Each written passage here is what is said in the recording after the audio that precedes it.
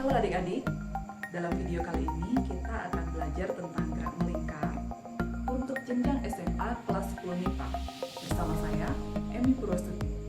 Jika kalian perhatikan lingkungan di sekitar kalian, tentunya tidak sulit menemukan benda-benda yang bergerak melingkar. Apa saja di antaranya? Ada jam dinding, ada roda, kipas angin, gear, dan masih banyak lagi. Melalui video ini, diharapkan kalian bisa lebih memahami tentang gerak melingkar, terutama gerak melingkar beraturan. Apa sih yang terlintas di benak kalian ketika mendengar istilah gerak melingkar? Gerak melingkar merupakan gerak suatu benda atau partikel yang lintasannya melingkar terhadap satu titik poros. Ketika mempelajari tentang gerak lurus, kita telah mengenal istilah perpindahan dan kecepatan. Nah, bagaimana dalam gerak melingkar? Sama halnya seperti dalam gerak lurus, kita juga akan mempelajari tentang perpindahan dan kecepatan dalam gerak melingkar. Hanya istilahnya saja yang berbeda. Dalam gerak lurus, kita menyebutnya perpindahan linier dan kecepatan linier. Sedangkan dalam gerak melingkar, kita menyebutnya perpindahan sudut dan kecepatan sudut. Sebuah partikel atau benda yang melakukan gerak melingkar akan mengalami perpindahan sudut dari titik awalnya. Nah, bagaimana kita menyatakan besar perpindahan sudutnya? Biasanya kita menyatakan ukuran sudut dalam derajat, di mana satu putaran setara dengan 360 derajat. Nah, dalam pembahasan kali ini kita juga akan menyatakan ukuran sudut dalam radian. Nilai satu putaran akan setara dengan nilai 2 pi radian. Sebagai besaran vektor, perpindahan sudut akan bernilai positif jika arah geraknya berlawanan dengan arah gerak jarum jam, sedangkan akan bernilai negatif jika arah geraknya searah dengan arah gerak atau putaran jarum jam. Berikutnya kita akan membahas tentang kecepatan sudut yang dilambangkan dengan omega dengan satuan radian per sekon.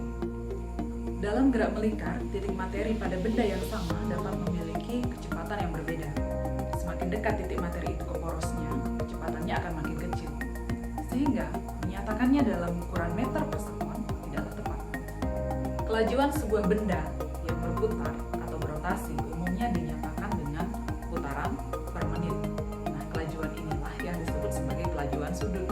Dan kalau kita memperhatikan arah putarannya, maka kita bisa menyatakan kecepatan sudutnya. Nah, sekarang bagaimana kita menentukan besar kecepatan sudutnya?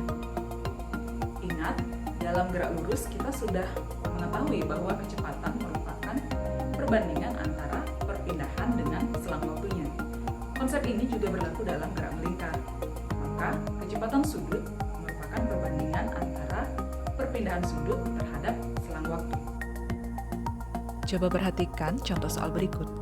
Terdapat sebuah roda yang berputar 1800 putaran dalam waktu 1 menit. Berapakah besar kecepatan sudut rata-ratanya? Berdasarkan keterangan pada soal, kita telah mengetahui jumlah putaran yang akan menentukan perpindahan sudutnya. Kita akan menyatakan perpindahan sudut dalam radian, sehingga 1800 putaran sama dengan 3600 pi radian. Sementara selang waktunya adalah 1 menit. Kita ubah satuannya dalam sekon, sehingga selang waktunya menjadi 60 sekon. Untuk menentukan besar kecepatan sudutnya, kita tinggal membandingkan perpindahan sudut dan selang waktunya. Maka akan diperoleh nilai 60 pi radian per sekon. Pada materi gerak lurus terdapat gerak lurus beraturan, di mana kecepatan yang tetap menjadi ciri-cirinya. Nah, bagaimana dalam gerak melingkar beraturan? Gerak melingkar beraturan merupakan gerak partikel atau materi, di mana kecepatan liniernya tetap.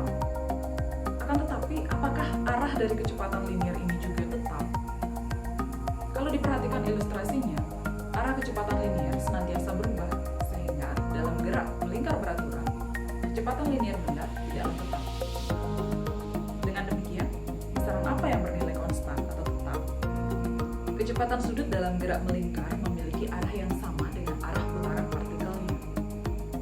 Bisa jadi searah putaran jarum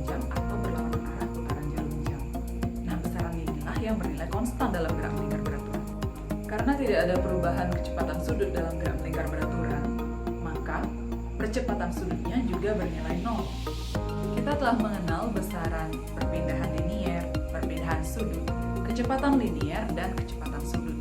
Nah, ada nggak sih hubungan antara besaran-besaran ini? Untuk membahasnya, coba diperhatikan gambar berikut. Titik A dan B berada pada roda yang sama dan berputar terhadap poros yang sama. Titik A lebih dekat ke poros dibandingkan titik B. Dalam selang waktu yang sama, kedua titik mengalami perpindahan sudut yang sama. Akan tetapi, coba perhatikan kembali panjang lintasan yang ditempuh kedua titik. Apakah sama? Panjang lintasan yang ditempuh ternyata berbeda. Semakin dekat ke poros, lintasan yang ditempuh semakin pendek. Artinya, perpindahan liniernya lebih kecil sehingga kelajuan liniernya juga lebih kecil. Jarak titik materi ke poros dapat dinyatakan dengan jari-jari. Jari-jari lintasan dalam gerak melingkar akan sangat mempengaruhi besar perpindahan linier dan kecepatan linier. Nilai perpindahan linier dapat ditentukan dengan mengalihkan perpindahan sudut dengan jari-jari lintasannya. Begitu juga untuk menentukan kecepatan linier, kita dapat mengalihkan kecepatan sudut dengan jari-jari lintasannya.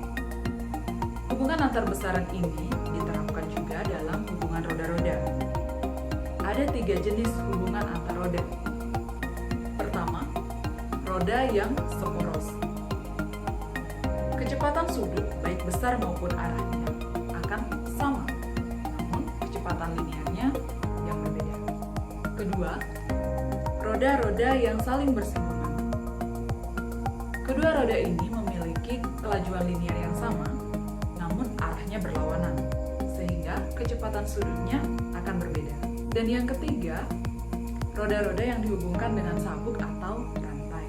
Jadi roda-roda ini memiliki kelajuan linier yang sama, arahnya juga sama, kecepatan sudutnya yang berbeda. Coba perhatikan kasus berikut. Dua buah roda yang dihubungkan dengan sabuk bergerak dengan kelajuan linier 4 meter per sekon. Kedua roda memiliki jari-jari yang berbeda, di mana jari-jari roda kedua 2 kali lipat dari jari-jari roda pertama. Bagaimanakah perbandingan kecepatan sudut kedua roda? Dalam kasus ini, kecepatan linier kedua roda adalah sama.